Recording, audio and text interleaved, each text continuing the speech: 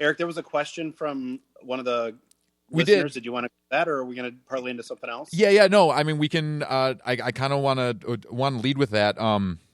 I do still want to kind of keep the conversation today in particular grounded in the defund me conversation.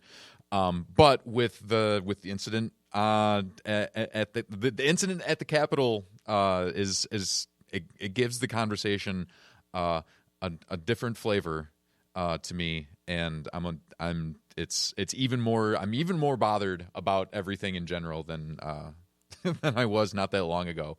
But the question was essentially the crowd in general, based on even the scariest of the videos that I've seen, they seemed rather unprepared for an armed insurrection and coup. Like they didn't ever. This wasn't the open carry crowd, so there wasn't firearms everywhere. For some reason, I'm totally shocked. Actually, now that I say those words out loud, you didn't see everything on fire, but from what I understand, at least 2 pipe bombs have been found, and at least 1 cooler full of Molotov cocktails, which you can't see. Everyone can't see the air quotes, but I'm willing to just set that one aside. I mean, maybe not, whatever. But from what I understand, the pipe bombs are legit. So this leads me to believe that most people were not sure how the day was going to go, and a very small handful of them were. Does that sound about on base to everyone else? I would agree with that. Yep, very much so. It kind of feels like there were a couple of people that were there, saw an opportunity to do their own craziness that they've been looking for an opportunity.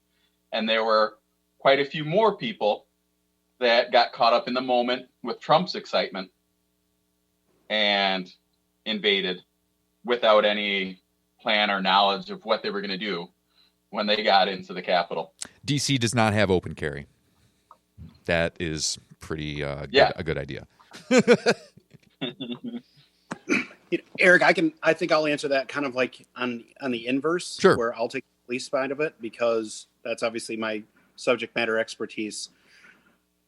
I think in any role, in any police mission, but specifically in a crowd control event like this, you have to have 2 things. You have to have quality communication, and you have to have a clearly defined goal. What is the goal?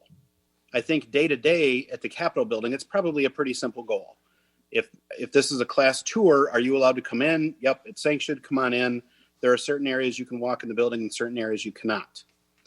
In this event, especially as far as the planning goes, I think it started off, we'll allow you in the street. We're going to allow you on the grounds, but we're not going to allow you on the steps. And then more and more people showed up and, okay, we're going to allow you on the steps, but we're not going to allow you in this first threshold of the doors. And then it was, okay, there's still a lot of people coming here. You're continuing to come this way. Okay, we're going to allow you in this threshold. You're not going to be allowed through these second set of doors. And can you be dynamic and change what your goal is? Sure. But I didn't see an Alamo in the response. I didn't see here's the line that we have to hold, and come hell or high water, no one is going to cross this line. Well, until you got to the doors with the stack of chairs behind it and the one guy with a handgun. Right. And then that lady getting shot and killed. Yeah. But there was another Alamo where there was a group, I think in that threshold conversation, you were kind of explaining it. There was a group of officers, and one of them was having his mask pushed up into his face, and they were trying to hold the threshold for a while. Right. So, and again, this is just my opinion, and I'm going from the hip, just from the limited footage that I saw. I don't know if the communication was there, and I don't know if there was a clearly defined goal. And though absent of those 2 things, I think it's a recipe for failure. And I think we can all collectively agree this was a failure on all accords. Yeah, I don't think you're not going to get much argument there. I just I want for my, it's not even a worst case scenario. Like I want for the negative end of my fear bell curve concerning law enforcement in America. Like I want what looks to be how things are to be further away from that. Like I mentioned earlier in the show, when you see the picture of the how prepared the DC police was for Black Lives Matter in April, and they had a lot. The issues with the election have now been going on longer than the time frame between the George Floyd incident and that protest in DC. I'm pretty sure. I might have to double check that. I bet it's in the neighborhood. They had plenty of time. They had plenty of information. I understand that. I guess they felt it reasonable to assume that American flag waving, God fearing Americans are less likely to go all 68 Chicago, but but is that the implicit bias training we need represented is for somebody in police leadership to say, all right, if this was KKK coming, this is how if this is BLM, like, how would we react to all of these different scenes? Instead of saying we think that we know these people and how they're going to respond, how do we get them to say, this is how we respond to these things? Well, there's a certain. But here's the thing: we can't be calling for proportional police response, and then I don't know. No, we can call for proportional police response, and we can expect them to do better than they're doing.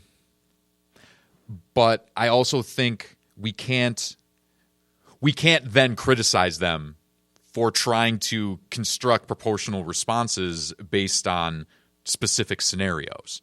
There's not a lot of KKK rallies in Garden City, Michigan, so it's not something the police department necessarily has to prepare for. But we do have like a little 5K fundraiser run that happens once a year that the police do have to prepare for. You know what I mean? So, I'm trying to help you, Tony. I'm doing the best I can. If I can jump in really quick, please do. I think that especially being the black guy here, I would love to share two sides, and I don't know how far you guys went in on this conversation. And also, by the way, I'm not going to contribute too much to this conversation because I don't like speculating what people could have done because it's just not the type of conversation I'm into. But what I will say is that I think if you go back, and I've done some reading here and there was a request by the mayor multiple times for in preparation in advance to say, hey, it seems like there might be something happening. Can we get the National Guard in? And we consistently either got not a response from the Pentagon or a decline from the Pentagon multiple times. So I do think there is an idea of implicit bias and racializing some issues here. But I do think when it comes to the lack of preparation on the police part, I think that's more of an issue that it seems like somebody didn't want there to be more police there. You know what I mean? So I think that's an issue. But then, yes, there is this issue on how just people respond, right? Because I think it plays into it, right? It's like this perfect scenario of not being prepared and the chain of command being broke down. Obviously, when we have a leader that's causing so much chaos, but then there's also holy crap, we respond differently when people, storm the Capitol or whatever. There's no precedent for black people storming the Capitol. We're just not that crazy. We know what's going to happen if we walk around in Target looking weird. So we're definitely not going to the Capitol. So I don't know. I'm curious to see the what arrests come in the wake of this, in the next week or two. I'm curious to see. Who wants to take bets on what party the mayor of DC, who requested the National Guard both before and the day of? I'll take Tea bets. party. Taking bets. Tea Party. Yeah. No. There are lots of major cities represented by the Tea Party. The letter rhymes with T that it starts with. Yeah, that's unfortunate.